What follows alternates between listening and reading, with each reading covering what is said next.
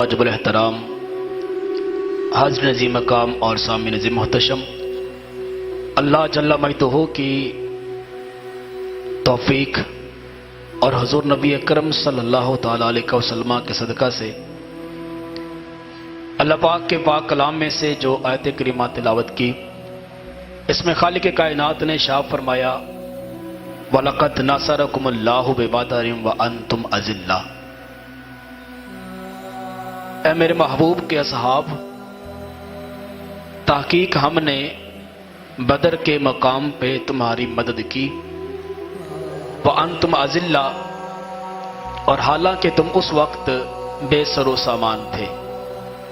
فَاتَّقُوا اللَّهَ، پس تم اللہ تبارک و تعالیٰ سے ڈرتے رہو، لَعَلَّكُمْ تَشْكُرُونَ، تاکہ تم شکر گزار بندے بن جاؤ۔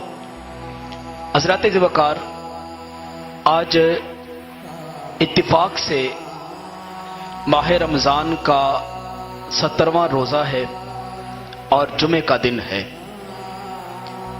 تاریخ کو اگر ہم دوہرا کے دیکھیں تو اس زمانے کے اندر ایک یہی دن آیا تھا، جمعۃ المبارک کا دن تھا، 17 رمضان تھی، اور والی کائنات صلی اللہ تعالی علیہ وسلم کا افضل ترین دور ہے، جس دور کے اندر آپ سرکار کے اصحاب اور اس دنیا کے جو کفار تھے اہل باطل، ان کا آپس میں تضاد ہوا، جھگڑا ہوا، لڑائی ہوئی، معرکہ وجود میں آیا بدر کے مقام پر، اور اس معرکہ آرائی کے اندر خالق کائنات نے اسلام کو اور صاحب اسلام کو سرخروئی اور کامیابی عطا فرمائی، اور رہتی دنیا تک کے آنے والے انسانوں کو خالق کائنات نے یہ ظاہر فرما دیا اور انہیں یہ سبق دے دیا کہ اے میرے محبوب کے غلاموں، اے میرے محبوب کے نام پہ اپنی جانوں کے نذرانے پیش کرنے والوں، تم نے کبھی بھی گھبرانا نہیں ہے، اور تم نے کبھی بھی اپنی قلت کے اوپر پریشان نہیں ہونا۔ جب بھی تمہارا سامنا باطل کے ساتھ ہو جائے، تم نے میرے محبوب کی سیرت، محبوب کے کردار اور محبوب کے اصحاب کی جانثاری کو اپنے سامنے رکھتے ہوئے، جس طرح وہ بدر کے میدان میں کفار کے سامنے کود پڑے تھے، تم نے بھی باطل کے سامنے ٹکرا جانا ہے۔ تم نے اپنی قلت کو نہیں دیکھنا اور دشمن کی کثرت کو نہیں دیکھنا۔ رہی بات غلبے کی یا فتح کی یا شکست کی، تو فرمایا وہ بات پھر ہمارے اوپر ہے۔ جب تمہارے دلوں میں ہمارا ذوق، شوق، محبت، تڑپ اور ہمارا تقوی، ڈر ہوگا، تو فرمایا ہم نے کتنے ہی قلیل لشکروں کو اور تھوڑے تھوڑی جماعتوں کو، چھوٹی چھوٹی جماعتوں کو، ہم نے بڑے بڑے لشکروں کے اوپر جو ہے نا وہ فتح یابی عطا فرمائی۔ تو حضرات محترم، یہ رمضان مبارک کا آج کا جو دن ہے، یہ نسبت رکھتا ہے جنگ بدر کے ساتھ، جب مسلمان مکہ المکرمہ کے اندر موجود تھے، تعداد میں بھی کم تھے، اسباب بھی ان کے پاس کم تھے۔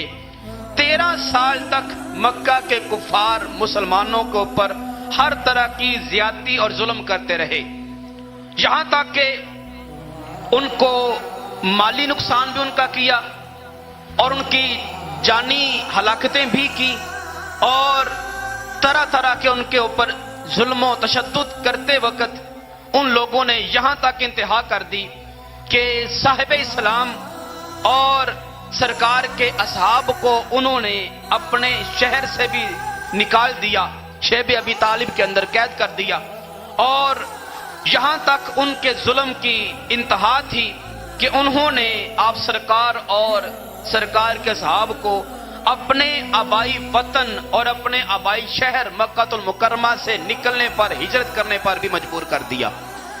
جب سارے اصحاب اور آپ سرکار مکہ المکرمہ کو چھوڑ کر مدینہ المنورہ ہجرت کر کے چلے گئے تو ابھی بھی کفار مکہ کا ظلم ٹھنڈا نہ ہوا، ابھی بھی جو ان کے دل میں حسد اور نفرت اور بغض کی آگ تھی وہ تھمی نہیں اور بجھی نہیں، یہاں تک کہ انہوں نے پروپوگنڈا کیا، پوری پلاننگ کی، پوری تیاری کی کہ ہم مدینہ المنورہ جا کر مسلمانوں کے اوپر اٹیک کریں گے، مسلمانوں کو ان کے شہر مدینہ کے اندر ہی نیست و نابود کر دیں گے۔ ابھی ان کا اسلام بھی اتنا غلبہ نہیں پایا اس نے، اور مسلمانوں کے پاس بھی طاقت اتنی زیادہ نہیں ہے۔ آج ہمارے پاس طاقت بھی ہے، ہمارے پاس اختیار بھی ہے، ہمارے پاس آج اسلحہ بھی موجود ہے۔ آج اگر ہم مسلمانوں کو دنیا ہستی سے مٹا سکتے ہیں تو آج مٹا دیں، ادروائز اگر دیر ہو گئی تو دن بدن اسلام پھیلتا چلا جائے گا، پھر ہم ان مسلمانوں کا کچھ نہ بگاڑ سکیں گے۔ یہ کفار مکہ نے مکہ المکرمہ کے اندر پلاننگ کرنا شروع کی۔ ادھر اتفاق سے مکہ والوں کا قافلہ ابو سفیان کی زیر نگرانی تجارت کا مال ملک شام کی طرف جا رہا تھا۔ جب یہ ملک شام کی طرف جا رہا تھا تو مدینہ کے پاس سے اس کا گزر ہونا تھا۔ آپ سرکار کو اس بات کی خبر پہنچی تو اصحاب آپ سرکار کی بارگاہ میں آئے، کہنے لگے کہ یا رسول اللہ، بڑے ہی ظلم کر دیے کفار مکہ نے ہمارے اوپر، اور ہمیں اپنے وطن سے بھی نکال دیا۔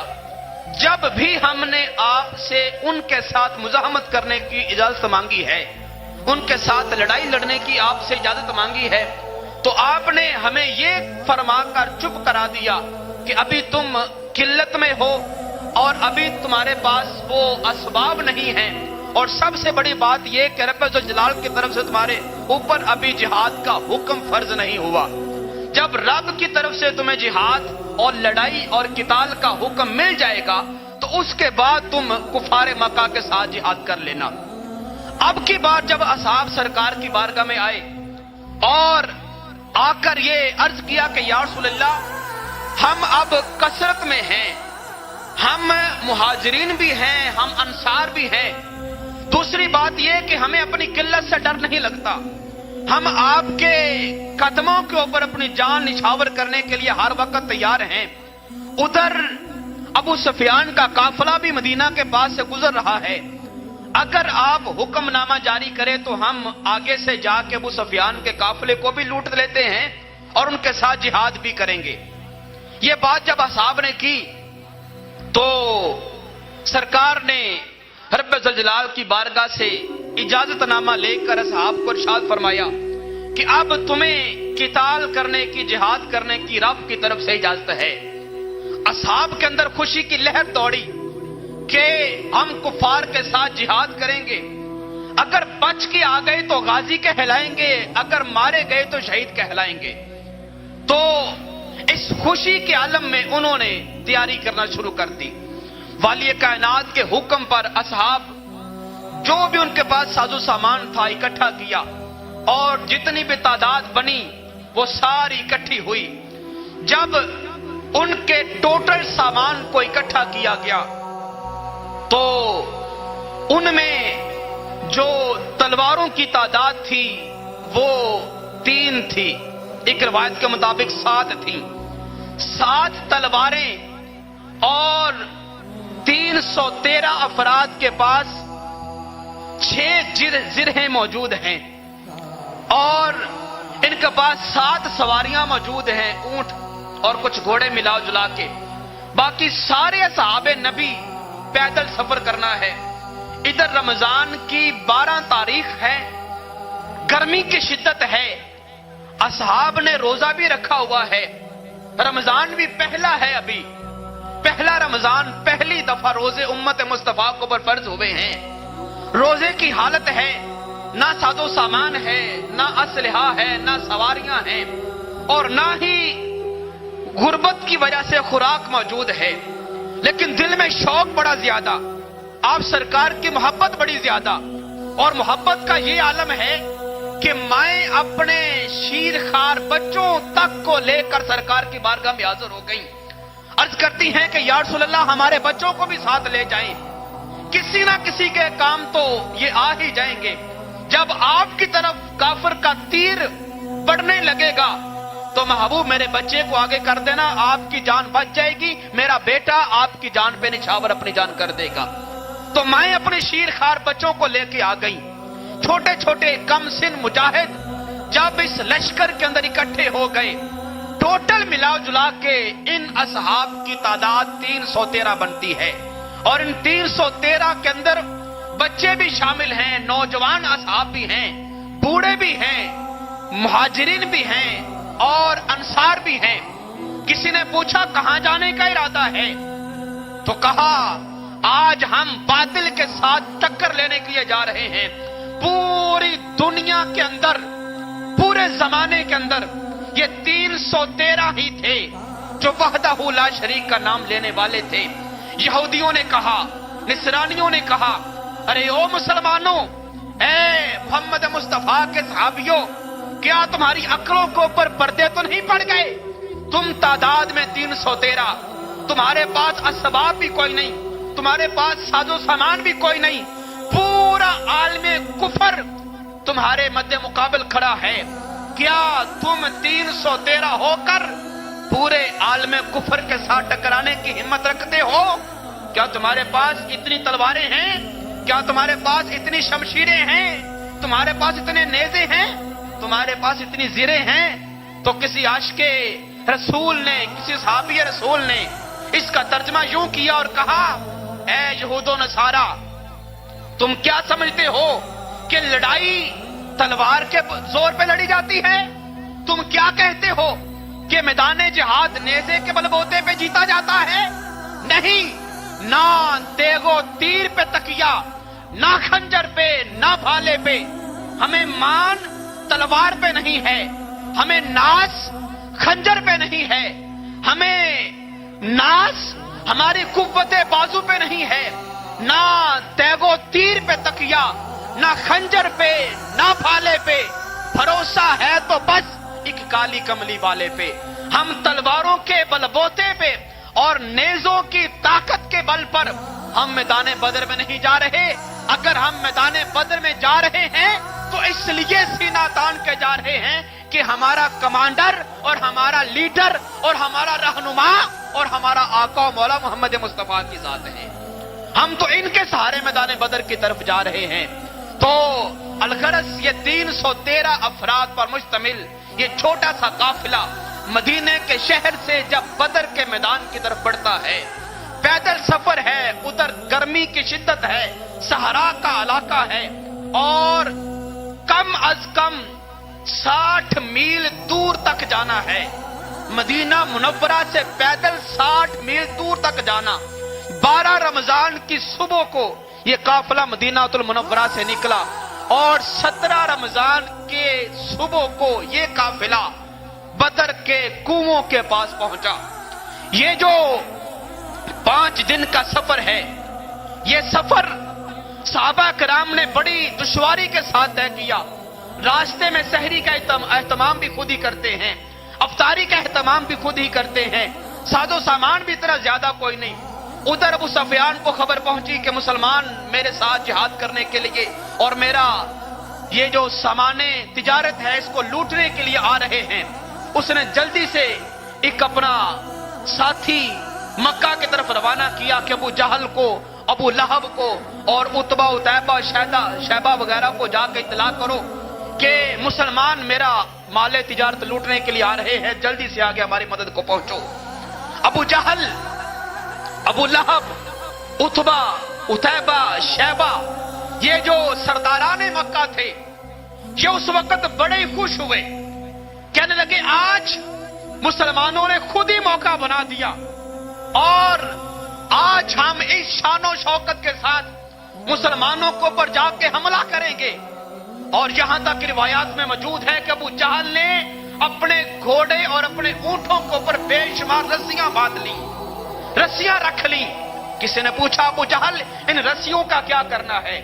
تو کہا آج ہم مسلمانوں کو اپنے ہاتھوں سے کاٹ کے ان کے جسموں کو ان رسیوں کے اندر باندھ کے اور اپنے اونٹوں کے اوپر لاد کے مکہ شہر میں لا کے ڈھیر کر دیں گے، اور ہم رہتی دنیا تک کے لوگوں کو یہ بات بتا دیں گے کہ جس انسان نے بھی ہمارے خدا ہبل کے ساتھ، لات کے ساتھ، منات کے ساتھ، عزا کے ساتھ دشمنی مول لی ہے تو ہم کفار اس کا یہی حال کرتے ہیں۔ تو کفار مکہ اپنی طاقت کو پر اتراتے ہوئے، اپنے ساز و سامان پہ ناز کرتے ہوئے مکہ سے بدر کی طرف نکلے۔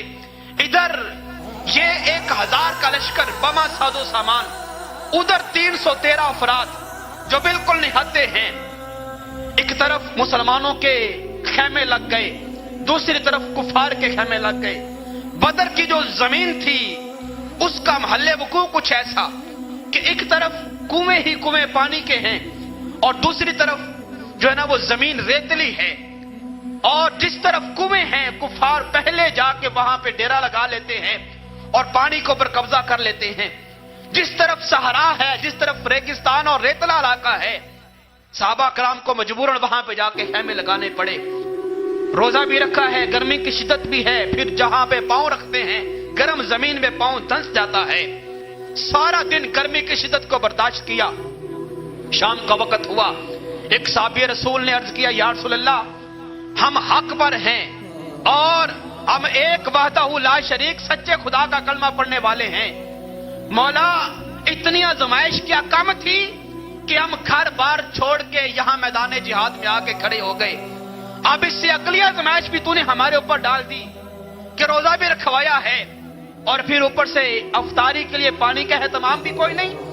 کنووں کے اوپر کفار نے قبضہ کر لیا اور گرمی کی شدت اتنی زیادہ ہے جہاں پاؤں رکھتے ہیں وہیں پہ دھنس جاتا ہے۔ تو والی کائنات نے فرمایا، میرے صاحب پریشان نہ ہو، جس خدا کی خاطر ہم میدان بدر میں آ گئے ہیں، بدر میں آنا ہمارا کام تھا، اب ہماری مدد فرمانا خود رب ذوالجلال کا کام ہے۔ فرمایا پریشان نہیں ہونا۔ شام کا وقت ہوا، عشاء کی نماز ادا کی گئی 16 رمضان کو۔ اگلے 17 رمضان کو حق و باطل کا یہ مارکا وجود میں آنا تھا۔ عشاء کی نماز کے بعد والی کائنات صلی اللہ علیہ وسلم نے شاہ فرمایا، میرے صاحب تم اپنے اپنے خیموں کے اندر چلے جاؤ، آج رات رب ذوالجلال کی طرف سے ہماری مدد کا نزول ہماری اوپر ہوگا۔ شام ہوئی تو خالق کائنات نے ایک تیز ہوا بھیجی، تیز ہوا، اور اس ہوا کو خالق نے پیغام یہ دیا، اے ہوا خبردار، میرے محبوب کے اصحاب کے خیموں کو اور محبوب کے اصحاب کے جانوروں کو ذرا برابر تم نے نقصان نہیں پہنچانا، اور کفار مکہ کے جتنے بھی خیمے اور جانور ہیں ان کو یہاں سے اڑا کے کہیں دور جا کے پھینک دو۔ ہوا اتنی تیز چلتی ہے کہ سارے کفار کے خیمے اڑ گئے، ان کے جانور تک بھاگ گئے، اور اس کے بعد خالق کائنات نے بارش بھیجی۔ بارش جب بھیجی تو وہ بارش جس طرف کفار مکہ کے خیمے تھے اتنی شدت کے ساتھ برسی کہ وہاں پہ بہت زیادہ کیچڑ ہو گیا، ان کے پاؤں کیچڑ کی وجہ سے زمین میں دھنسے جاتے ہیں، چلنا دشوار ہو گیا اور کھانا پکانا مشکل ہو گیا۔ اور جب صحابہ نبی کی طرف وہ بارش برسی، ریت تھی اس کے اوپر بارش برسی، وہ ریت نیچے جم گئی، ماحول ٹھنڈا ہو گیا۔ اس کے بعد خالق کائنات نے صحابہ کرام کو بیٹھے بٹھائے وہاں پہ، نیند ان کو پر طاری کی، میدان جنگ میں فوجیوں کے اوپر اور یہ مجاہدین کے اوپر نیند کا غلبہ ہو جانا جہاد سے پہلے، لڑائی سے پہلے، یہ رب ذوالجلال کی طرف سے امن اور سلامتی اور حمد کا پیغام ہوتا ہے۔ تو رب ذوالجلال نے صحابہ کرام کے جسموں کی جو تھکاوٹ تھی اس نیند کے ذریعے سے دور فرما دی۔ جب صبح ہوئی صحابہ کرام نے پھر سحری کی چند ایک کھجوروں کے ساتھ اور روزہ رکھا، نماز فجر سرکار کے پیچھے ادا فرمائی۔ اب کفار اور اصحاب کی آپس میں یہ مارکہ آرائی ہونی ہے، یہ لڑائی، یہ جنگ تاریخ اسلام کے اندر نمایاں حیثیت رکھتی ہے، اور اس جنگ کی خصوصیت یہ ہے، ایک طرف 313 اور دوسری طرف 3 گنا زیادہ 1000 کا کفار کا لشکر ہے، اور ان کے پاس نہ تو تلواریں ہیں، نہ زیریں ہیں، نہ جانور ہیں، نہ گھوڑے ہیں، ان کے پاس ہر طرح کا اسلحہ، ہر طرح کا جانور، ہر طرح کا سازو سامان موجود ہے. اس طرف والے روزہ دار ہیں اور اس طرف والے بغیر روزہ دار اور کفار ہیں. اور اس لڑائی کا انوکھا انداز یہ تھا، اس طرف اگر حضرت ابو بکر صدیق کھڑے ہیں سرکار کے مجاہدین کے اندر، تو کفار کے لشکر کے اندر ابو بکر صدیق ہی کا سکا بیٹا عبد الرحمن کھڑا ہے. یہ صرف حق و باطل کی لڑائی نہ تھی، یہ اصل میں اسلام اور کفر کی لڑائی تھی. یہ ایمان اور کفر کی لڑائی تھی. ابو بکر صدیق سرکار کے ساتھ کھڑے ہیں، سکا بیٹا عبد الرحمن کفار کے ساتھ کھڑا ہے. ادھر حضرت مولا علی شیر خدا کھڑے ہیں، ادھر رشتے میں چچا لگتا ہے قریبی رشتہ دار ولید کھڑا ہے. ادھر حضرت امیر حمزہ رضی اللہ تعالی عنہ کھڑے ہیں، ادھر شیبہ کھڑا ہے. ادھر حضرت عمر فاروق کھڑے ہیں، سکا ماموں شیبہ ادھر کفار میں کھڑا ہے. یہ کفر اور اسلام کی لڑائی، یہ ایمان اور کفر کی لڑائی، اور یہ جو حق اور باطل کی لڑائی ہے، جب یہ شروع ہوتی ہے، ادھر حضرت عبد الرحمن ابن عوف کہتے ہیں کہ ہم نے سرکار کے لیے میدان بدر کے ایک کونے میں ایک خیمہ جو نا وہ وہاں پہ لگا دیا اور عرض کیا کہ حضور آپ یہاں پہ تشریف فرما ہوں، ہم آپ کے جانثار آج باطل کے ساتھ ڈٹ کے مقابلہ کریں گے. حضرت صدیق اکبر رضی اللہ تعالی عنہ آپ تلوار لے کر سرکار کے خیمے کے سامنے کھڑے ہو گئے. حضرت مولا علی شیر خدا رضی اللہ تعالی عنہ آپ فرماتے ہیں کہ میں تلوار لے کر کبھی کفار کے اندر گھس کے جا کے ان کو قتل کرتا ہوں، اور کبھی میں بھاگ کے سرکار کے خیمے کے پاس آ کے محافظ بن کے کھڑا ہو جاتا ہوں اور سرکار کے خیمے کا چکر لگاتا ہوں کہ کوئی کافر میرے محبوب کے خیمے یا محبوب کی ذات کو نقصان نہ پہنچائے. ابھی یہ صفیں بندی جا رہی ہیں، ابھی یہ صحابہ کرام اور کفار اپنے اپنے محاذ پہ کھڑے ہو رہے ہیں. حضرت مولا علی شیر خدا رضی اللہ تعالی عنہ آپ فرماتے ہیں کہ والی کائنات صلی اللہ علیہ وسلم نے ہمیں چند اصحاب کو ساتھ لیا اور میدان بدر کی طرف تھوڑا سا آگے نکلے. ابھی لڑائی شروع نہیں ہوئی، ہم چند اصحاب ساتھ ہیں سرکار کے. 2 چھڑیاں سرکار نے ہاتھ میں لی تو میدان بدر میں یہاں پہ جا کے ایک دائرہ بنا دیا، ایک وہاں پہ بنا دیا، ایک وہاں بنا دیا، ایک وہاں بنا دیا. 70 دائرے سرکار نے میدان بدر کے اندر لگا دیے. ہم نے پوچھا یا رسول اللہ یہ جو دائرے آپ نے لگائے ہیں یہ کس غرض سے لگائے ہیں؟ والی کائنات نے فرمایا اے میرے صاحب، ابھی میدان بدر شروع نہیں ہوا، ابھی حق اور باطل کا مقابلہ شروع نہیں ہوا. میں علم غیب سے اور خدا کے دیے ہوئے علم سے اس بات کو جانتا ہوں اور تمہیں بھی بتا رہا ہوں کہ یہ جو دائرہ میں نے لگایا ہے ھذا موضع ابا جہل، یہ ابو جہل کے مرنے کی جگہ ہے. وہ ابو جہل جو آج اپنے گھوڑے پہ بیٹھ کے اترا رہا ہے اور ہنہناتے ہوئے یہ کہہ رہا ہے کہ آج ہم مسلمانوں کے لاشوں کو ان رسیوں کے اندر باندھ کے مکہ شہر لے جائیں گے، وہ جو اپنی طاقت پہ اور اپنے غرور میں، تکبر میں اپنے آپ سے باہر ہوا پڑا ہے، اس کے مرنے کی جگہ یہ ہے.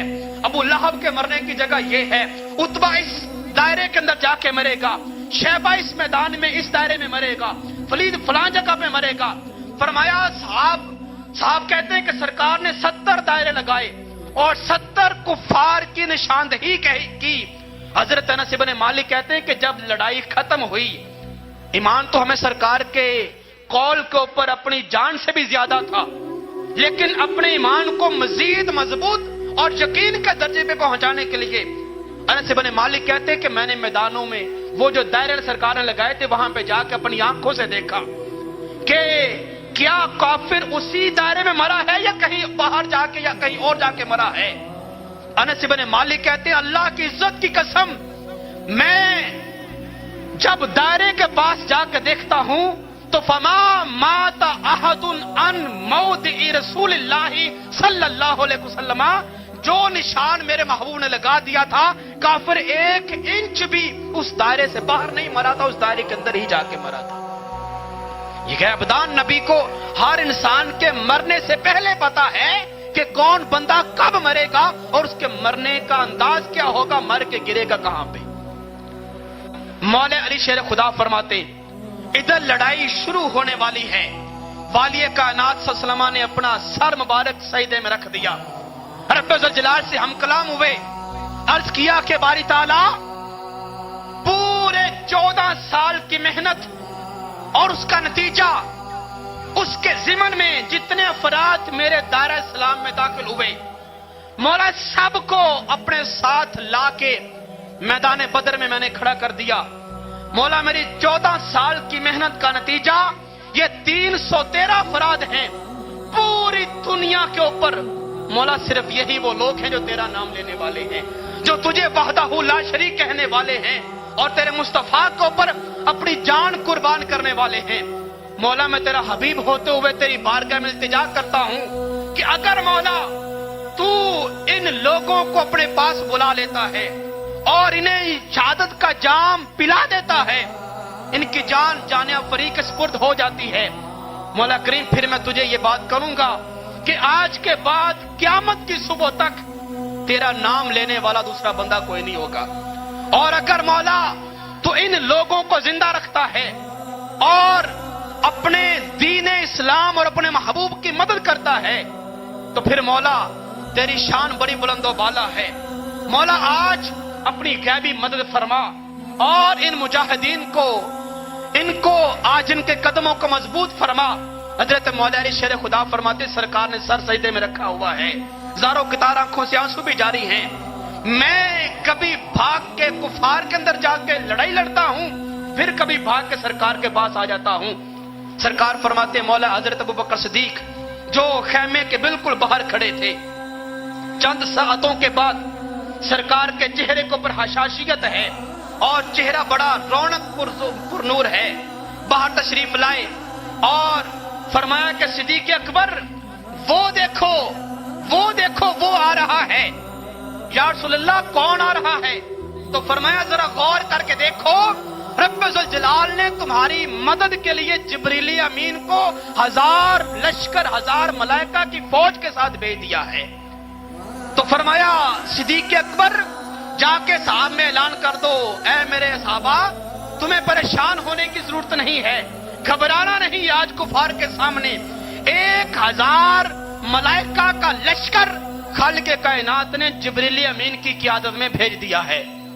اب فرشتہ تو ایک ہی کافی ہے، جبریل امین جیسا فرشتہ ایک، روایات کے اندر آتا ہے کہ اس کے ایک پر کے اندر، حالانکہ اس کے 600 پر ہیں، ایک پر میں اتنی طاقت ہے کہ زمین کے نیچے سے رکھ کے اس کی کایا پلٹ سکتا ہے۔ فرشتہ تو ایک ہی کافی ہے، رب ذوالجلال اسرائیل کو بھیج دیتا، وہ ساری دنیا کے لیے کافی تھا ایک پل میں، لیکن خالق کائنات نے 1000 لشکر، یہ 1000 ملائکہ کی جماعت صرف اور صرف مسلمانوں کے حوصلے مضبوط کرنے کے لیے بھیجی اور انہیں یہ بتانے کے لیے بھیجا، اے میرے اسلام کو اوپر چلنے والوں، اے میرا نام لینے والوں، اے میرے محبوب کا کلمہ پڑھنے والوں، بدر میں آنا تمہارا کام تھا اور میدان جہاد میں آ کر میرے نام پہ مر مٹنے کا جذبہ رکھتے ہوئے کھڑے ہونا تمہارا کام تھا، آ گئے ہو، اب مدد فرمانا میرا کام ہے۔ جب تک تم جہاد میں یا میدان میں آ نہیں جاتے تب تک میری مدد بھی تمہارے ساتھ نہیں ہوگی، جب میدان عمل میں آ جاؤ گے پھر میری مدد بھی تمہارے ساتھ ساتھ ہے۔ فرمایا حضرت عبدالرحمن بن عوف کہتے ہیں ایک صحابی رسول سرکار کے پاس بھاگا آیا، کہنے لگا یا رسول اللہ میرے ہاتھ میں تلوار تو تھی کوئی نہیں، ایک لکڑی کی شاخ کے ساتھ میں کافروں کے ساتھ لڑ رہا تھا، تو میں شاخ کافر کو مارنے ہی لگا، ابھی میں نے شاخ وہ کافر کی طرف اٹھائی ہی ہے، میں نے دیکھا کافر کا جبڑا پہلے ہی سے ٹوٹ گیا اور اس کی آنکھیں باہر نکل گئی، اس کے کان کاٹ دیے گئے، اس کی گردن مروڑ دی گئی اور بڑی بری موت مرا ہوا وہ کافر میں نے اپنے سامنے گرا ہوا دیکھا۔ حضور میں نے تو اتنی سختی کے ساتھ اسے مارا ہی کوئی نہیں، میں نے تو ابھی تک شاخ اٹھائی ہی تھی، تو وہ بندہ مر کے زمین پہ گر گیا۔ تو حضور دوسری حیران کن بات یہ ہوئی، میں نے کسی کہنے والے کو سنا کوئی کہہ رہا تھا اقدم یا حیزوم، اقدم یا حیزوم، اے حیزوم آگے بڑھو، اے حیزوم آگے بڑھو۔ حضور یہ حیزوم کون ہے اور یہ آگے بڑھانے والا کون ہے؟ سرکار مسکرائے فرمایا صحابہ تمہیں مبارکباد ہو، رب ذوالجلال نے ملائکہ بھیجے ہوئے ہیں، یہ جو آگے بڑھانے والا ہے جس کی تم آواز سن رہے تھے یہ جبریل امین ہے، یہ جبریل ہے، اور حیزوم اس کے گھوڑے کا نام ہے۔ رب ذوالجلال نے ملائکہ سے فرمایا تھا ملائکہ میرے محبوب کے صاحب نے روزہ رکھا ہوا ہے، میدان جہاد میں آئے ہوئے ہیں، اسلحہ بھی کوئی نہیں، انہیں دشواری کا سامنا نہ کرنا پڑے اور انہیں مشقت نہ اٹھانی پڑے، کافر کو مار کر تلوار مار کر یہ جو بازو کی طاقت ہے صرف نہ کرنی پڑے، ان کے وار سے پہلے ہی کافر کو مار دیا کرنا، تو ملائکہ تمہارے وار سے پہلے ہی کافر کا خاتمہ کر دیتے ہیں۔ تو یہ حیزوم جبریل امین کے گھوڑے کا نام ہے۔ صحابہ بڑے خوش ہیں۔ سرکار نے پھر اپنا سر مبارک خیمے میں جا کے سجدے میں رکھا اور شکر کا کلمہ ادا کیا، مولا تیری ذات کا شکر ہے تو نے 1000 ملائکہ کے ذریعے میرے صحاب کی مدد فرمائی۔ اب یہ ہم کلام ہے رب ذوالجلال کے ساتھ۔ دوبارہ سرکار نے سر کو سجدے میں سے اٹھایا، باہر تشریف لائے، صدیق اکبر سے فرمایا صدیق ذرا سر اٹھا کے آسمان کی طرف دیکھو، وہ دیکھو وہ آ رہے ہیں، وہ آ رہے ہیں۔ یا رسول اللہ کون آ رہے ہیں؟ فرمایا رب ذوالجلال نے پہلے 1000 بھیجے تھے، اب 3000 مزید ملائکہ کی جماعت خالق کائنات نے تمہاری مدد کے لیے اسرافیل اور میکائیل کی نمائندگی میں بھیج دی ہے۔ 4000 ملائکہ ہو گئے۔ پھر سرکار نے اپنے سر کو سجدے میں رکھا، شکر کا کلمہ ادا کر رہے ہیں، مزید 1000 ملائکہ کی جماعت آئی۔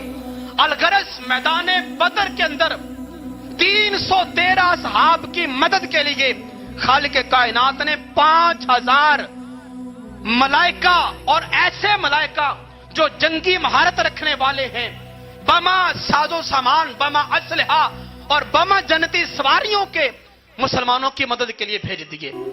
یہ اتنی عظیم ترین لڑائی ہے اور اتنا عظیم یہ مارکہ ہے، جنگ بدر کا مارکہ، جو تاریخ اسلام میں سب سے پہلا مارکہ بھی ہے اور یہ ایسا مارکہ ہے، اس مارکے میں جتنے بھی شریک تھے سرکار کے ساتھ یہ 313، ان کے حوالے سے خالق کائنات نے فرمایا کہ یہ وہ لوگ ہیں جنہوں نے اپنی قلت کو نہ دیکھا، جنہوں نے اپنی بے سر و سامانی کو نہ دیکھا، جنہوں نے اپنے روزے کو نہ دیکھا اور اپنی تکالیف کو نہ دیکھا۔ سرکار نے ایک دفعہ جہاد کا اعلان فرمایا تو سرکار کے پیچھے ہو لیے اور میدان بدر میں چلے گئے۔ ان کے حوالے سے خالق کائنات نے یہ اعلان فرمایا کہ دنیا جہان والوں کان کھول کے سنو، میں خالق ہو کے فرماتا ہوں کہ رضی اللہ عنہم ورضوا عنہ، کہ میں خالق ہو کر ان 313 کے اوپر قیامت تک کے لیے راضی ہو گیا اور یہ 313 میرے اوپر راضی ہو گئے، میں ان پہ راضی ہو گیا اور یہ مجھ پہ راضی ہو گئے ہیں۔ اور والی کائنات صلی اللہ علیہ وسلم نے شاہ فرمایا یہ 313 اصحاب یہ وہ اصحاب ہیں۔ آج کے بعد میں محمد مصطفیٰ اپنے اختیار سے یہ بات ظاہر کرتا ہوں کہ اگر زندگی میں آج کے بعد یہ کبھی بھی نماز نہ پڑھیں، یہ کبھی بھی روزہ نہ رکھیں، یہ کبھی بھی اپنے مال میں سے زکوٰۃ نہ دیں، یہ کبھی بھی حج نہ کریں، یہ کبھی بھی جہاد میں نہ جائیں، کوئی بھی نیکی آج کے بعد نہ کریں، میں رب ذوالجلال کے محبوب نے اپنے اختیار سے ان کو جنتی فرما دیا ہے۔ یہ آج کے بعد بخشے ہوئے ہیں اور یہ آج کے بعد جنتی ہیں۔ وہ ایک الگ بات ہے کہ صحابہ کرام کے دل میں محبت تھی عبادت کی اور اعمال صالحہ کی، ایک ان کے اندر وہ جذبہ تھا کرنے کا، انہوں نے نہ تو کبھی نماز چھوڑی، نہ کبھی روزہ چھوڑا، نہ کبھی حج و زکوٰۃ چھوڑی، نہ کبھی دیگر اعمال صالحہ کا انہوں نے چھوڑنے کا کبھی سوچا۔ تو حضرات ذوالفقار یہ اتنا عظیم مارکہ، ادھر لڑائی ہو رہی ہے، وہ ازلی بدبخت شیطان جو کفار کو اکسا کر کے اور ان کو برانگیختہ کر کے مکہ سے بدر کے میدان میں لے کے آیا تھا، وہ جس نے کہا تھا اے ابو جہل تم پریشان کیوں ہوتے ہو، پورا عرب تو کیا بلکہ پوری دنیا کے کافر تمہارے ساتھ ہیں۔ یہ 313 مسلمان انہوں نے تمہارے لات کو، منات کو، عزا کو، حبل کو گالیاں دی ہیں، تمہارے خداؤں کو برا بھلا کہا ہے، آج جن کو جا کے صفا ہستی سے مٹا دو، سارا کفر تمہارے ساتھ کھڑا ہے، تم ہر حال میں کامیاب ہی کامیاب ہو۔ یہ بدر کے میدان تک یہ شیطان کفار کے ساتھ ساتھ ہے۔ جب تک کفار اور مسلمانوں کی ہاتھا پائی شروع نہیں ہوئی تب تک یہ کافر، یہ شیطان وہاں میدان بدر میں موجود تھا۔ جب پہلا لشکر ملائکہ کا زمین کی طرف اترا اور جبریل نے آ کے زمین کے اوپر اپنا قدم رکھا تو یہ ایک بوڑھے شخص کی صورت میں ابو جہل کے پاس گیا اور کہنے لگا انی بریء منکم، اے کفار، یہاں تک لانا میرا کام تھا اور اس میدان میں اتارنا میرا کام تھا، کیونکہ میں تو ازلی شیطان ہوں، میرا کام ہی آگ لگانا ہے۔ تو یہ آگ لڑائی کی میں نے لگا دی، اب میرا تیرا تو کوئی تعلق واسطہ نہیں۔ انی بریء منکم، میں تم سے بیزار ہوں، میرا تمہارا کوئی تعلق نہیں، اب تم جانو تمہارا کام جانے۔ ابو جہل نے کہا تم تو ہمیں یہاں پہ لانے والے تھے اور ہمیں دلاسے دینے والے تھے کہ تم ہمیشہ کامیاب ہی کامیاب ہو، اب بھاگ کیوں رہے ہو؟ تو اس نے کہا انی ارا ما لا ترون، اے کفار مکہ، میں وہ دیکھ رہا ہوں جو تم نہیں دیکھ رہے۔ پوچھا کیا؟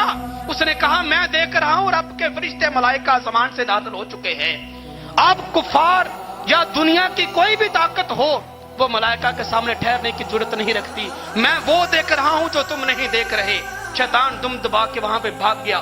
اور جب یہ میدان جہاد ہو رہا ہے، یہ اتنی عظیم لڑائی، میں نے پہلے عرض کیا کہ حضرت ابوبکر صدیق کے مد مقابل ان کا سگا بیٹا عبد الرحمن کھڑا ہے، وہ کفار کی طرف سے آیا ہوا ہے، یہ مسلمانوں کی طرف سے ہے۔ دوران لڑائی حضرت صدیق اکبر اور عبد الرحمن کی آپس میں تلواریں ٹکرائیں۔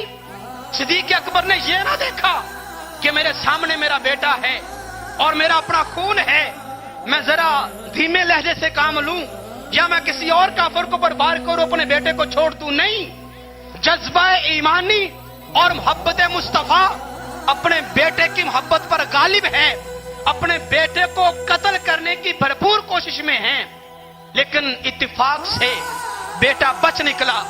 اور میدان بدر جب ختم ہوا تو کسی بات کے موقع پہ عبد الرحمن جب بیٹا بھی دار السلام میں داخل ہوا، کہنے لگے ابا جان وہ بدر کا میدان یاد کرو جب ہماری آپس میں ہاتھا پائی ہو رہی تھی، جب تلواریں ٹکرا رہی تھی تو اس وقت میرے وار کے نیچے آپ کی گردن آ گئی تھی، میرے وار کے نیچے گردن آپ کی آ گئی تھی، اگر میں چاہتا تو آپ کی گردن کو وہاں سے اڑا دیتا، لیکن میں نے یہ سوچ کر تلوار اٹھا لی کہ چلو کوئی بات نہیں، میرا باپ ہے، معاف کر دو۔ عبد الرحمن نے کہا میرا باپ ہے، میں نے یہ سوچ کر ابا جان آپ کو چھوڑ دیا تھا۔ صدیق اکبر جلال میں آئے اور فرمایا کہ تو نے تو مجھے باپ سمجھ کے چھوڑ دیا، اللہ کی عزت کی قسم اگر میری تلوار کے نیچے تیری گردن آ جاتی تو میں کبھی نہ دیکھتا کہ تو میرا بیٹا ہے، اپنے محبوب کا گستاخ سمجھ کے تجھے فوراً قتل کر دیتا۔ اس انداز محبت اور اس جذبہ ایمانی کے ساتھ صحابہ کرام میدان بدر میں اترے ہوئے ہیں، نہیں دیکھ رہے کہ سامنے میرا ماموں کھڑا ہے، میرا چاچو کھڑا ہے، میرا بیٹا کھڑا ہے، میرا باپ کھڑا ہے۔ عمر فاروق رضی اللہ تعالی عنہ نے اپنے سگے ماموں شیبہ کا قتل کیا ہے، اور حضرت مولا علی شیر خدا نے چچے میں وہ رشتے میں وہ چچا لگتے تھے ولید، جس کو مولا علی شیر خدا نے قتل کیا۔ امیر حمزہ رضی اللہ تعالیٰ عنہ نے عتبہ کو قتل کیا۔ یہ وہ سارے حضرات ہیں جو آپس میں خاندانی قرابت رکھنے والے ہیں، لیکن صحابہ کرام نے ان قرابتوں کو نہ دیکھا، ان رشتہ داریوں کو نہ دیکھا، صرف ایمان اور کفر کو دیکھا اور صرف محبت مصطفیٰ میں جا کے میدان بدر میں کود پڑے۔ الغرض اس میدان جہاد کے اندر، میدان بدر کے اندر 70 کافر جو مکہ کے بڑے سرکردہ افراد تھے اور عرب میں ان کا ایک نام تھا اور وہ اپنے آپ کو شرفاء کہا کرتے اور امراء کہا کرتے، سردار تھے جو مکہ اور دیگر عرب ممالک کے 70 کافر اس میدان بدر میں مارے گئے۔ اور جب انہوں نے دیکھا کہ ہمارے جو نا وہ امراء اور ہمارے سردار اس لڑائی میں مارے جا چکے ہیں تو تو باقیوں نے میدان چھوڑ کے بھاگنا شروع کر دیا۔ حضرت عبدالرحمن ابن عوف فرماتے ہیں کہ جب اصحاب ان کے پیچھے لگے، ان کے جانوروں کو بھی قید کر لیا، ان کے اسلحہ کو بھی چھین لیا، اور 70 کافر ہم نے گرفتار بھی کر کے قیدی کر لیے اور سرکار کی بارگاہ میں پیش کر دیے۔ انس بن مالک کا جملہ آپ نے سماعت فرمایا، جن 70 کافروں کی سرکار نے نشاندہی فرمائی تھی وہ انہی دائروں کے اندر جا کے مرے۔ جب یہ میدان جہاد ختم ہوا، ابو جہل بھی اسی میدان بدر میں مرا، اور عتبہ، عتیبہ، ولید، شیبہ یہ سارے اسی میدان میں مرے۔ ابو سفیان نے بھی مر جانا تھا اگر وہ چلاکی نہ کرتا اور بدر کے راستے کو چھوڑ کے دوسرا جو نا وہ راستہ اختیار کر کے مکہ نہ چلا جاتا۔ اصل میں صاحب آئے تو ابو سفیان کے قافلے کو لوٹنے کے لیے تھے نا، تو وہ تو چلاکی سے نکل گیا، اور یہ جو 1000 کا لشکر ابو سفیان کی معاونت کے لیے آیا تھا یہ مارا گیا، یہ مارا گیا۔ تو خیر وہ قافلہ تو پہنچ گیا واپس مکہ ابو سفیان کا، اور یہ کچھ لوگ بھاگ گئے، کچھ مارے گئے، کچھ قیدی ہو گئے۔ جب میدان بدر ختم ہوا، سرکار نے فرمایا اے میرے صحاب، یہ جو 70 کافر مردود مر چکے ہیں ان کے لاشوں کو اٹھاؤ، چونکہ نہ تو یہ مومن ہیں، نہ ان کے لیے کوئی استغفار کی دعا کی جائے گی، نہ ان کے حق میں کوئی اور کوئی جو ہے نا وہ نرمی والا رویہ اختیار کیا جائے گا۔ ان کو کھینچو ٹانگوں سے پکڑ کر، اور ان کو پرانے بدر کے جو کنویں تھے بالکل خشک اور بند ہو چکے تھے ان کے اندر پھینک دو۔ صحابہ کرام نے مردہ بکری کے بچوں کی طرح ان کو گھسیٹ کر کے پرانے کنووں کے اندر پھینک دیا۔ سرکار کا یہ معمول تھا، جب بھی کسی بھی جہاد میں آپ جاتے، غزوہ میں جاتے، جب فتح کامرانی ملتی تو 3 دن تک سرکار اسی میدان میں رہتے، تیسرے دن کے بعد پھر اپنے گھر کو آیا کرتے تھے۔ یہ 3 دن رہنے کا کئی ایک وجوہات تھی، لیکن سب سے جو بڑی وجہ تھی جو علماء نے لکھی وہ یہ تھی کہ سرکار فتح پا لینے کے بعد میدان میں اس لیے ٹھہرا کرتے 3 دن تک کہ ابھی تک بھی آپ کا اعلان عام ہوتا، ابھی تک آپ کا اعلان عام ہوتا، اے کفار ابھی بھی تمہارے پاس موقع ہے، جاؤ اپنے اپنے علاقوں میں اور فوج اور لے کے آ جاؤ، ہم میدان چھوڑ کے بھاگنے والوں میں سے نہیں ہیں، 3 دن تک تمہارا پھر مزید انتظار کریں گے۔ تو سرکار کا یہ معمول تھا، 3 دن سرکار نے بدر کے میدان میں انتظار کیا کفار مکہ کا کہ مزید اگر آنا چاہتے ہیں تو آ جائیں، لیکن کس نے آنا تھا، کس کی جرت تھی آج حق کے ساتھ ٹکرانے کی؟ تو خیر جب تیسرا دن ہوا، سرکار جب واپسی کا ارادہ فرماتے تو سرکار نے انہی بدر کے کنووں کی طرف رخ مبارک کیا، اور جہاں پر ان کے لاشیں پڑے ہوئے تھے اپنا چہرہ مبارک کنویں کے اندر کیا، اور اپنی زبان اقدس سے جملہ ارشاد فرمایا کہ اے کفار مکہ، اے ابو جہل، اے عتبہ، عتیبہ، اے ولید اور شیبہ، اے دیگر کفار، بتاؤ جو وعدہ رب ذوالجلال نے تمہارے ساتھ کیا تھا پورا ہوا ہے کہ نہیں ہوا؟ بتاؤ مجھے، اور جو وعدہ خدا نے ہمارے ساتھ کیا تھا وہ تو پورا ہو چکا ہے۔ صحابہ نے پوچھا یا رسول اللہ کس وعدے کی بات کرتے ہیں؟ فرمایا رب نے ہم سے وعدہ کیا تھا کہ محبوب ان اصحاب کو لے کے بدر کے میدان میں جانا آپ کا کام ہے، اور فتح و کامرانی کے سہرے ان کے سروں پہ سجانا ہمارا کام ہے۔ فتح و کامرانی تو ہمیں مل چکی ہے، خدا نے وعدہ پورا کر دیا ہمارے ساتھ۔ کفار کے ساتھ خالق نے وعدہ کیا ہے کہ کفار جو ہی مریں گے ان کو ہمیشگی والا قبر کا اور حشر کا عذاب ملنا شروع ہو جائے گا۔ تو میں ان سے پوچھ رہا ہوں کہ کفار بتاؤ تمہیں برزخ کا عذاب مل رہا ہے کہ نہیں مل رہا؟ یہ بھی چونکہ اسلام کا ابتدائیہ تھا اور ابھی تک نظریات اور عقائد مسلمانوں کے اصحاب کے بن رہے تھے، تو عمر فاروق نے پوچھ لیا، کہا کہ یا رسول اللہ آپ ان کفار کے ساتھ مخاطب ہو کے بات کر رہے ہیں، تو کیا یا رسول اللہ یہ کافر ان کے لاشیں آپ کی گفتگو کو سن رہے ہیں، آپ کی آواز کو سنتے ہیں؟ یہ بخاری کی روایت ہے۔ تو سرکار نے فرمایا ہاں اے عمر فاروق، یہ کفار ان کے لاشیں میری آواز کو سن رہے ہیں، نہ صرف سنتے ہیں، فرمایا تم سے بھی زیادہ سنتے ہیں۔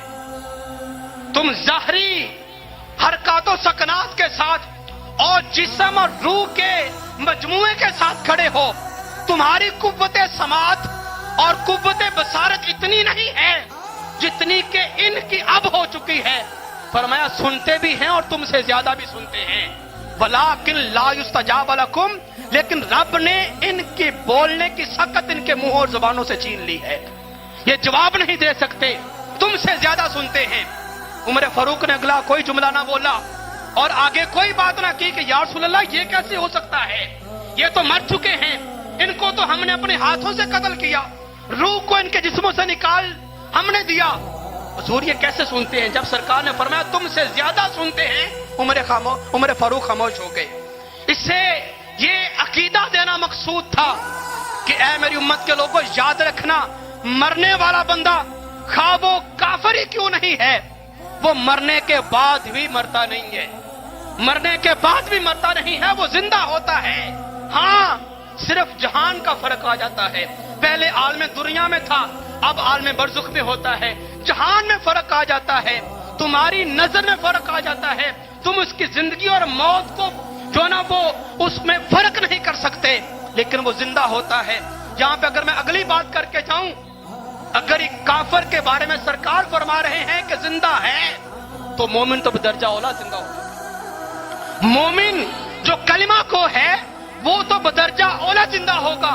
اور مومنوں کے اندر بھی درجات ہیں, کوئی ہم جیسا گنہگار سا مومن ہے, کوئی اللہ کا مقرب اللہ کا ولی مومن ہے. تو جب عام مومن زندہ ہے تو اللہ کا مقرب تو درجہ اولا اس سے بھی زندہ ہوگا. یہ تو امتیوں کی بات ہے. اگر میں نبیوں کے بارگاہ میں جا کے ان کے حوالے سے بات کروں تو خالق کائنات کے محبوب کسی بھی مطلق ایک نبی کے بارے میں فرماتے ہیں, 1.25 لاکھ نبی ہیں خالق کائنات کے. فرمایا کہ ان اللہ تعالی حرم علی الارض ان تاکل اجساد الانبیاء, خالق کائنات نے زمین کو پر یہ بات حرام کر دی ہے کہ وہ کسی بھی نبی کے جسم کو کھائے. یہ زمین کسی بھی نبی کے جسم کو کھا نہیں سکتی. کیوں؟ فرمایا فنبی اللہ حی, ہر اللہ کا نبی قبر میں زندہ ہوتا ہے, ہر اللہ کا نبی قبر میں زندہ ہوتا ہے. نہ صرف زندہ بلکہ فرمایا یرزق, اس کو قبر میں رزق بھی دیا جاتا ہے, وہ اللہ کی نعمتوں کو استعمال کرتا ہے. تو عام کافر جو ہے اس کے ساتھ سرکار خطاب کر کے فرما رہے ہیں, اے ابو جہل بتا جو وعدہ رب نے تیرے ساتھ کیا تھا پورا ہوا ہے کہ نہیں ہوا؟ ہمارے ساتھ تو وعدہ پورا ہو چکا ہے. خیر یہ جب یہ بات ہوئی اس کے بعد سرکار نے جب اصحاب سے یہ فرمایا کہ چلو اپنے اپنے گھروں کو چلتے ہیں, مدینہ منورہ کی طرف چلتے ہیں, جانے سے پہلے آپ سرکار نے اصحاب سے فرمایا کہ یہاں پہ صف بندی کرو, اور ہم یہاں پہ میدان بدر چھوڑنے سے پہلے چونکہ رب ذوالجلال نے ہماری معاونت فرمائی ہے, ہمیں فتح نصیب فرمائی ہے, تو حق بنتا ہے کہ ہم اس کا شکر ادا کر کے جائیں. صف بندی کرو, ہم یہاں پہ 2 رکعت نفل شکرانے کے ادا کر کے پھر مدینہ منورہ جائیں گے. 300 کی یہ تعداد تھی. ایک روایت میں 13 اصحاب شہید ہوئے اور ایک روایت میں 14 افراد شہید ہوئے میدان بدر میں.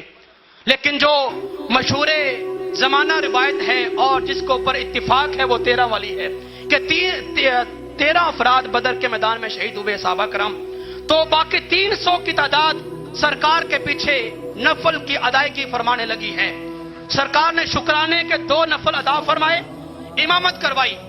جب امامت ہو گئی سلام پھیر دیا گیا, بالکل آخری صاحب میں ایک بندہ کھڑا ہے صحابی رسول, اس نے کھڑے ہو کے کہا یا رسول اللہ دوران نماز میں آپ کو دیکھ رہا تھا, آپ مسکرا رہے تھے, آپ اتنا بتا دیں کہ آپ مسکرا کیوں رہے تھے.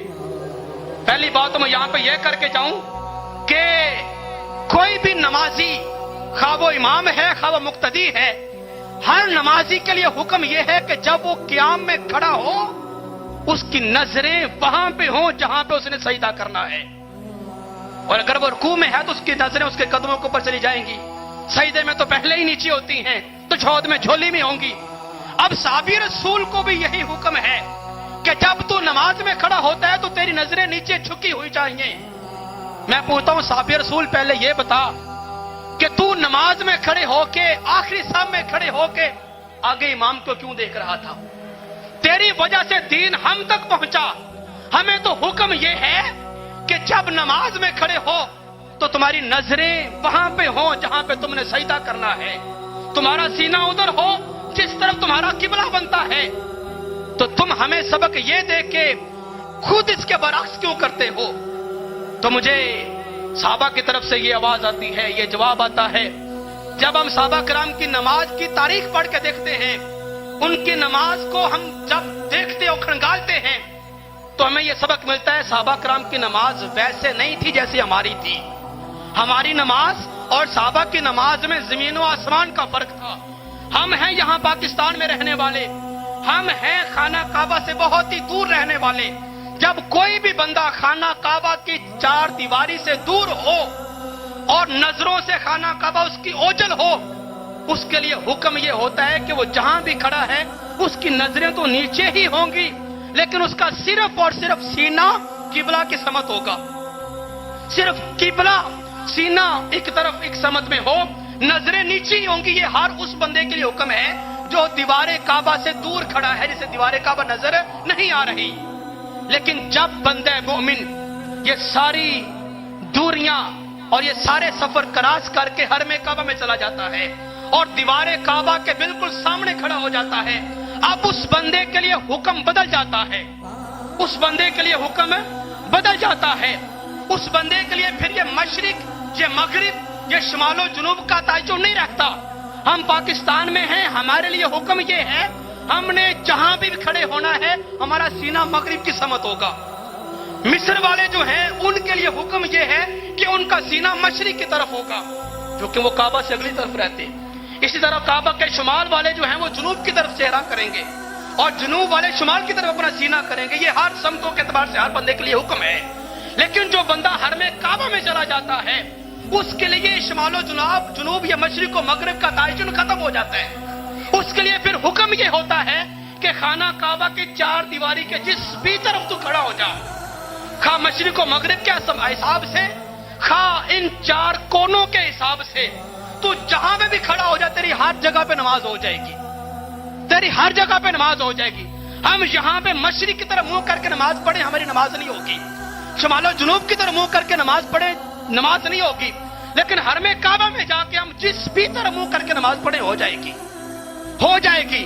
لیکن شرط یہ ہے کہ ہماری نظریں پھر بھی نیچے ہوں، نظریں پھر بھی نیچے ہوں۔ یہاں سے ہم کعبہ سے دور تھے، وہاں کعبہ کے پاس چلے گئے۔ اس سے اگلی بات آپ کی محبت کی نظر کروں، یہ ہے ہمارا کعبہ، یہ ہے انسانوں کا کعبہ، دنیا والوں کا کعبہ۔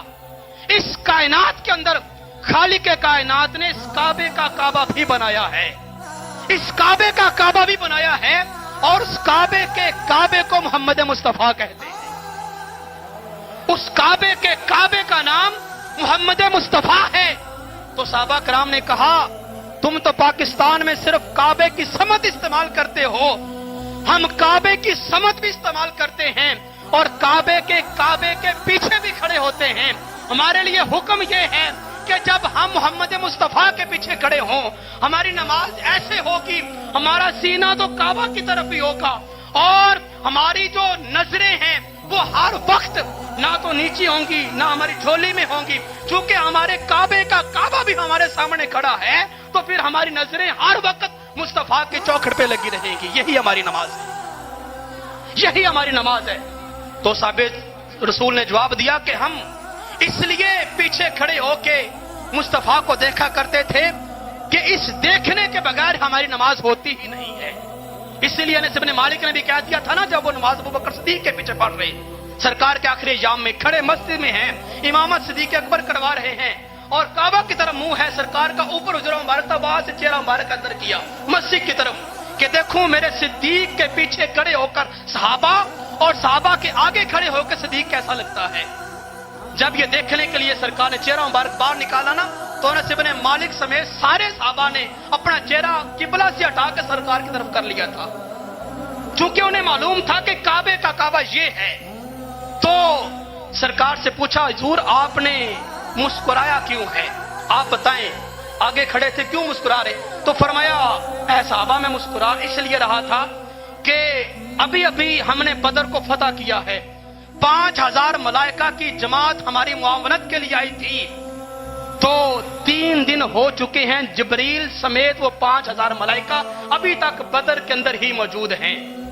جب میں نماز پڑھا رہا تھا تو جبریل اپنے سارے ساتھیوں کو لے کے ہاتھ باندھ کے میرے سامنے آ گئے۔ اللہ جلال نے فتح کر دیا، اگر آپ اجازت دیں تو 5000 ملائکہ کو لے کے واپس آسمانوں پہ چلا جاؤں، ان کو لے کے واپس آسمانوں پہ چلا جاؤں اگر آپ اجازت دیں تو صحابہ مسکرا، میں اس لیے رہا تھا کہ خالق نے مجھے کتنا نوازا ہے، جبریل جیسا فرشتہ بھی میرے سامنے ہاتھ باندھ کے کھڑا ہوتا ہے، میں اس لیے مسکرا رہا تھا۔ اس کے بعد وہ جو قیدی تھے ان کو مسجد نبوی کے ستونوں کے ساتھ باندھ دیا گیا، اور وہ 70 بندے تھے۔ صحابہ سے سرکار نے مشورہ فرمایا کہ ان کے ساتھ کیا سلوک کرنا ہے۔ حضرت عمر فاروق جلالی تھے، جلال والا جواب دیا، فرمایا، عرض کیا کہ یا رسول اللہ جس طرح ہم نے 70 بدر میں مار دیے ہیں ان کو بھی یہاں پہ قتل کر دیا جائے۔ فرمایا نہیں، دوسری رائے کیا ہے؟ صدیق اکبر رضی اللہ تعالی عنہ نے یہ رائے دی کہ یا رسول اللہ ان سے فدیہ لیا جائے، اپنی اپنی جان کا نذرانہ دیں اور ان کو آزادی دے دی جائے۔ سرکار نے یہ مشورہ قبول فرمایا، فرمایا آج کی رات ان کو ستونوں کے ساتھ باندھ کے رکھو، اعلان کر دو، صبح اپنے اپنے علاقے سے پیسے منگوائیں، جو دیتا جائے گا وہ آزاد ہوتا چلا جائے گا۔ قیدیوں میں کچھ لوگ وہ بھی تھے جن کے پاس پیسے دینے کی سخت نہیں تھی، اور کچھ وہ بھی تھے جو پیسے دار بھی تھے، ساتھ ساتھ پڑھے لکھے بھی تھے۔ جو پڑھے لکھے کافر تھے ان کے لیے سرکار نے شرط یہ رکھی کہ تم سے پیسے نہیں لیے جائیں گے، تم ہمارے مسلمانوں کے 10 بچوں کو پڑھنا لکھنا سکھا دو، یہ تمہارا فدیہ ہوگا، تو اس کے نتیجے میں تمہیں آزادی مل جائے گی۔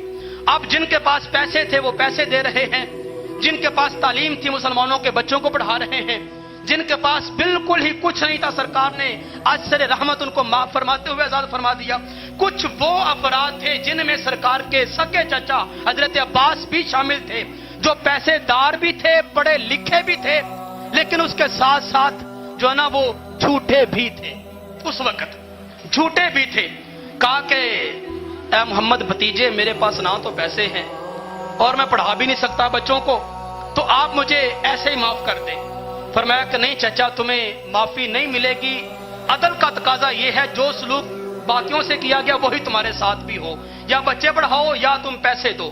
پڑھانے والی بات کی طرف تو وہ نہ آیا، پیسوں والی بات پہ جب ڈسکس ہوتی رہی تو سرکار نے فرمایا چچا، جب اس نے کہا نا کہ حضور یہ کیسے ممکن ہے کہ میں آپ کا چچا ہوں، پھر یہی ایک صورت بنتی ہے کہ میں پھر جاؤں اپنے علاقوں میں جا کے بھیک مانگوں اور بھیک مانگ کے آپ کے فدیہ کے پیسے میں آپ کو دوں تو پھر میں آزادی حاصل کروں، تو کیا آپ کی غیرت گوارا کرے گی کہ آپ کا چچا بھیک مانگ کے پیسے اکٹھے کرے؟ جب اتنی بات حضرت عباس نے کی نا، اس وقت کافر تھے، تو سرکار نے پھر وہ علم کا جو ذخیرہ اور علم کا خزانہ غیب کا جو رب جلال نے آپ کے سینے میں رکھا ہے نا، اس کو کھولا، راز افشا کیا اور فرمایا عباس چچا کیوں یہ بار بار کہہ رہے ہو کہ میرے پاس پیسے نہیں ہیں؟ وہ وقت یاد کرو جب تم مکہ سے بدر کی طرف آ رہے تھے تو آنے سے پہلے تم نے گھر میں چھپ کر میری چچی سیدہ ام فضل کو سونے کی اینٹیں دی تھیں۔